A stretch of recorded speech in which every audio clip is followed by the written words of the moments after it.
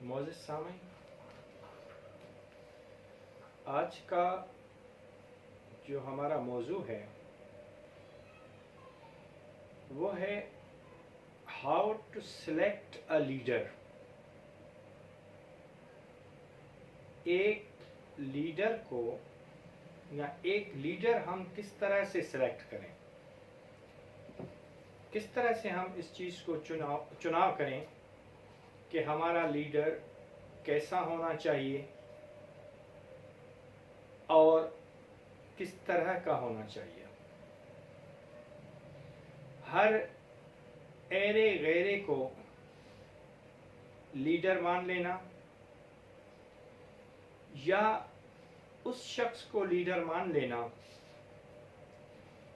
जो सिर्फ एक फनकार हो या उसको लफाजी पर दस्तरस हो, वो लफाजी अच्छी कर सकता हो या वो लफ्ज़ों से खेलना जानता हो, उसको लीडर बनाना या उसकी हिमायत करना ये अपने साथ नाइंसाफ़ी है। सबसे पहले आप जिस बंदे को लीडर मानते हैं उसको देखें कि वो झूठ कितना बोलता है। पहला जो टेस्ट है वो यही है कि आप देखें कि वो झूठ कितना बोलता है या उसमें मुनाफिकत वाली कौन कौन सी निशानियां मौजूद हैं, या सारी निशानियां तो मुनाफिकत वाली मौजूद नहीं है उसमें। अगर ये निशानियां उसमें मौजूद हैं तो हरगिज उसको लीडर ना चुने। अवल तो हमारे लीडर नबी सल्लल्लाहु अलैहि वसल्लम हैं, उनके साथ तो कोई मुकाबला है ही नहीं, और ना मैं वो कंपेरियन कर रहा हूँ। वो हमारे हादी हैं, हमारे रसूल हैं, और उन्होंने जो कुरान पाक है वो हमारा आइन है।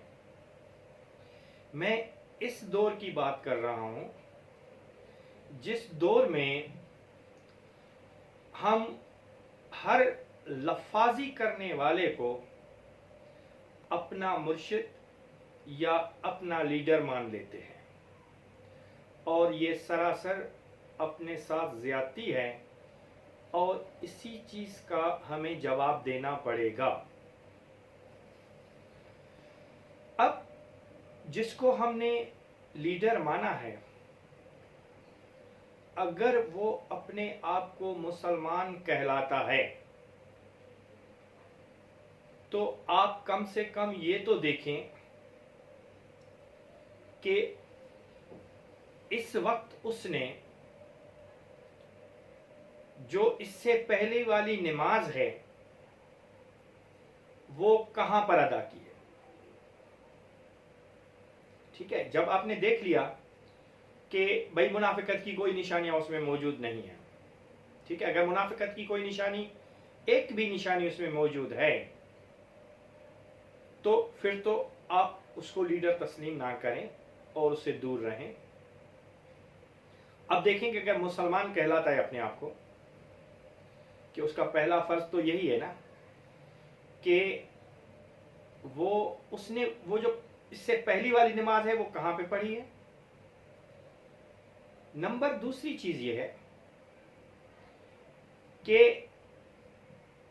अगर वो भी आपने चेक कर लिया कि वो नहीं पढ़ता है या पढ़ी नहीं है, तो आप देखें कि जुमे की नमाज पढ़ी है, या वो ईद की नमाज भी बगैर वजू ही तो नहीं पढ़ रहा है, क्योंकि उसके कॉटन का सूट या वो जो अच्छा बड़ा सूट पहना हुआ है वजू करते हुए वो गीला हो जाए, इसलिए वो ऐसे ही आ जाता हो नमाज पर। तो इस चीज पर नजर रखें कि वो इस्लामी अहकामात की पाबंदी कितनी कर रहा है। एज बीइंग मुस्लिम, हम जिसको लीडर चुनते हैं, जिसको वोट देते हैं, उसके कैरेक्टर, जो उसका कैरेक्टर है वो इस्लामिक कैरेक्टर है या खाली बातें ही हैं। नंबर तीसरी चीज ये है कि वो बहादुर कितना है। देखें, बहादुरी का तकाजा ये होता है कि वो लड़ता कितना है या इस तरह से नहीं है, कि जब मुश्किल वक्त आती है, जब मुश्किल वक्त आता है या जब मुश्किल घड़ियां होती हैं, तो उस वक्त वो किस तरह से बिहेव करता है। या ऐसा तो नहीं है कि जब तकलीफ आए तो वो रोना शुरू कर दे। जो लोग इनकलाब की बात करते हैं या जो रिवॉल्यूशनरी होते हैं, वो बहादुर और पुरएतमाद होते हैं। जब गिरफ्तारी का वक्त भी होता है तो भी उनके चेहरे से, उनकी एक्टिविटीज से बहादुरी टपकती है। वो रोने वाले नहीं होते हैं या गिरफ्तार होते ही बीमार नहीं होते हैं या गिरफ्तारी के डर से अपने आप को हॉस्पिटल्स में दाखिल नहीं कराते हैं। और जब वो जेल में जाते भी हैं तो किसी भी किस्म का तशद्दुद या किसी भी किस्म की कोई चीज उन पर कोई असर नहीं करती है, क्योंकि वो अपने मकसद से सच्चे होते हैं और वो मकसद उनको जो है वो कभी भी किसी भी कोई भी चीज उनको अपने मकसद से हटा नहीं सकती है। लिहाजा ये जितनी भी चीजें हैं जो मैंने आपको बताई हैं, इनको टेस्ट करके फिर अपने लीडर का चुनाव करें। ऐसा तो नहीं है कि अगर 5 दिन, 6 दिन, 8 दिन कोई जेल में चला गया तो वो रोता हुआ बाहर आ रहा है और वो दुहाइयां दे रहा है या इस तरह की हरकतें कर रहा है कि उसकी बुज़दिली, उसमें बुज़दिली देखने में आ रही है और वो बुज़दिल है। तो बुज़दिल जो होता है वो आपको कभी भी फायदा नहीं दे सकता, क्योंकि बुज़दिल चालाक होता है। और जब आपने उसको लीडर चुन लिया तो वो किसी भी वक्त आपको बीच मंझदार में छोड़ के चला जाएगा। तो इसलिए इन चीजों का ख्याल रखें। मुनाफिक भी बुज़दिल होता है और जो मुनाफिकों को लीडर चुनते हैं और बुज़दिलों को लीडर चुनते हैं, वो फिर धोखा खाते हैं। और जो कौमें इस तरह के लीडर चुनती हैं वो कभी भी तरक्की नहीं कर सकती हैं। लिहाजा इस चीज का केयर करें कि लीडर या मुर्शिद या रहबर चुनते वक्त इन चीजों का ख्याल जरूर करें।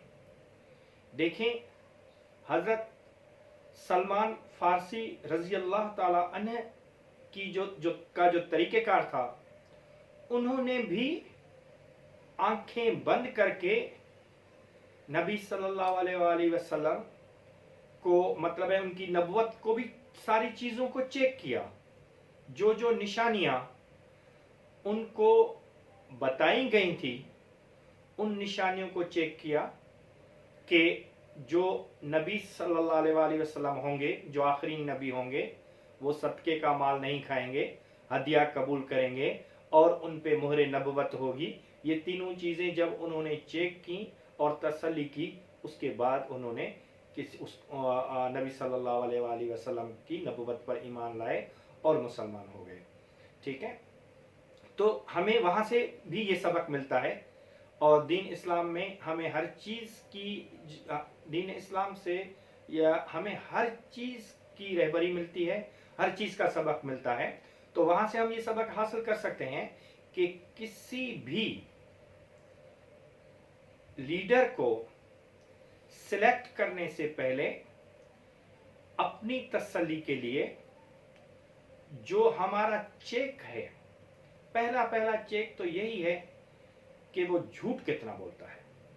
आप पूरी आलमी दुनिया में जाकर देख लें, कोई भी कौम किसी भी झूठे को अपना लीडर तस्लीम नहीं करती। वो जब झूठ बोलता है तो उससे दूर चले जाते हैं और वही कौमें तरक्की करती हैं।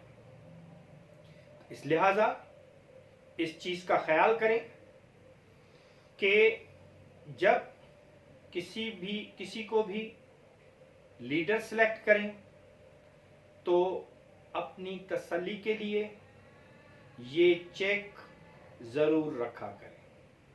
ठीक है।